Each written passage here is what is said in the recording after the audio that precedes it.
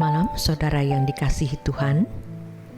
Sebelum mengakhiri hari ini, renungan malam dari Pendeta Dr. Erastus Sabdono bersama saya Yohana Ibrahim dengan tema menetapkan hati untuk mengasihi.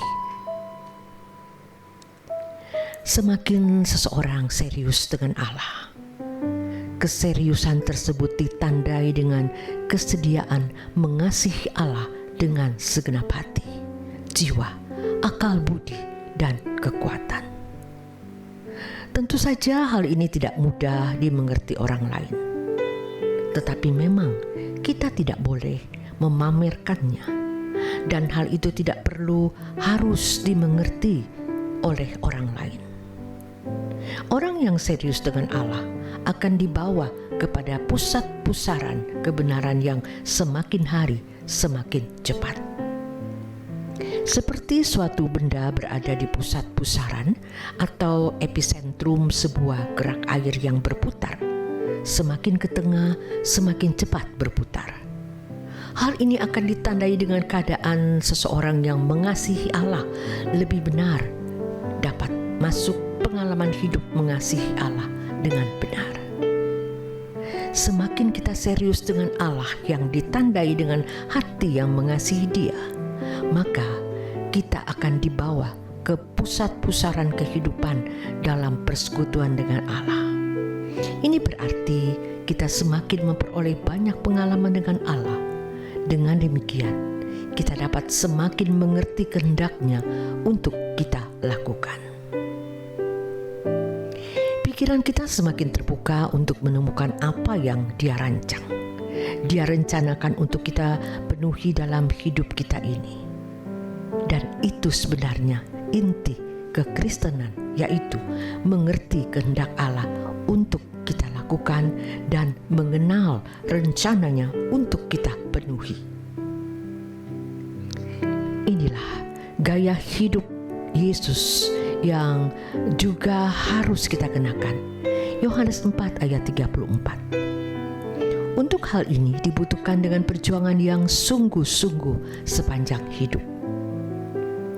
Kalau seorang pria jatuh cinta, mengasihi, mencintai seorang wanita atau sebaliknya, dicintai, itu jelas mudah terjadi karena ada impuls atau rangsang yang bisa dilihat dari diri manusia atau lust, dan ada nafsu, ada eros yang memfasilitasinya.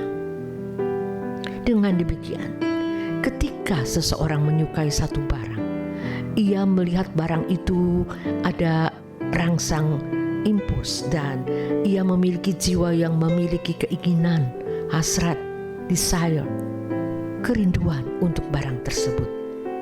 Skema hidup seperti ini mudah terjadi atau berlangsung. Tetapi terhadap Allah yang tidak kelihatan bukan sesuatu yang mudah, karena Allah tidak kelihatan dan sering kita alami seakan-akan Dia tidak ada. Dan jiwa manusia sudah terlanjur ada keinginan-keinginan terhadap banyak objek dan tidak ada keinginan untuk mencari Allah. Roma 3 ayat 11. Ketika kita bersungguh-sungguh melangkah mencari Allah, sering kita alami seakan-akan Dia tidak menanggapi seperti yang kita harapkan. Kadang seakan-akan orang yang mencari Tuhan dengan sungguh-sungguh dan orang yang tidak mencari Tuhan kelihatannya sama.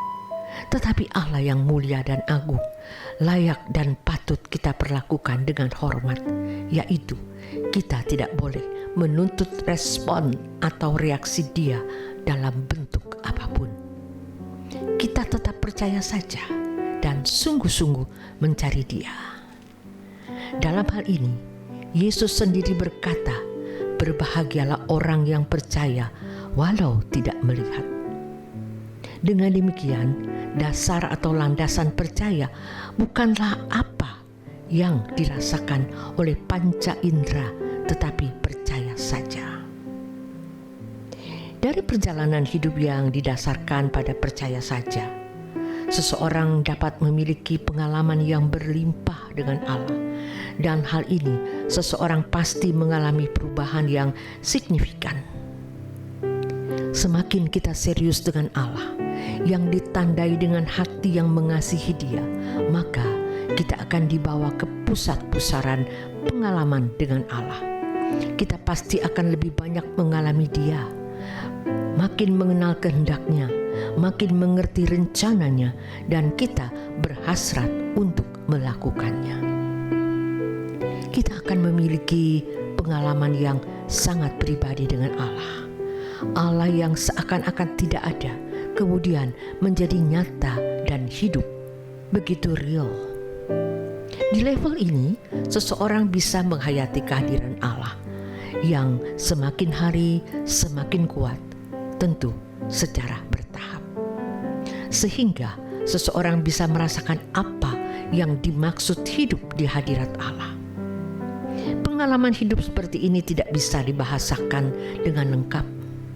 Hal ini harus dialami secara pribadi dengan konkret. Dalam hal ini, Allah menjadi jelas, bukan karena menular Dia dengan rasio, tetapi mengalami Dia secara real. Ketika kita hidup di hadirat Allah sepanjang waktu, bertumbuhlah secara bertahap pada kegentaran akan Allah di dalam jiwa, dan akhirnya semakin mencengkram kita. Hal ini mendorong kita untuk hidup tidak bercacat dan tidak bercela. Kita akan bisa mencium keagungan, keharuman, kesucian Allah di dalam hidup kita. Di sini kita makin mengerti dan mempercayai bahwa kesucian itu adalah sebuah keniscayaan. Hidup tidak bercacat, tidak bercela adalah sesuatu yang bisa terjadi atau berlangsung dalam hidup kita. Sistematika teologi tidak akan dapat merumuskannya, sebab harus dialami secara langsung, bukan hanya dinalar. Memulai hidup dalam keseriusan berurusan dengan Allah yang ditandai dengan hati yang mengasihi Dia merupakan pilihan.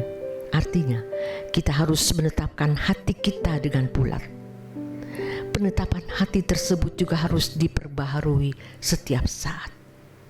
Kita sendiri yang harus menggores hati kita untuk mencintai Dia dengan segenap hidup tanpa batas.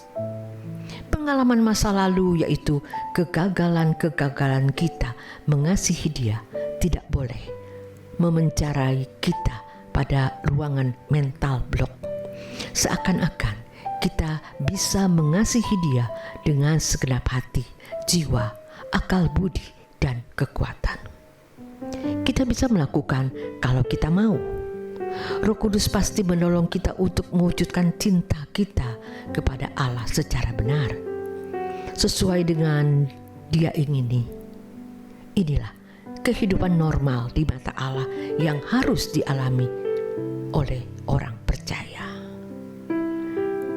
Memulai hidup dalam keseriusan, berurusan dengan Allah yang ditandai dengan hati yang mengasihi Dia merupakan pilihan. Artinya kita harus menetapkan hati kita dengan bulat. Selamat beristirahat malam. Tetap bersyukur. Tuhan Yesus memberkati.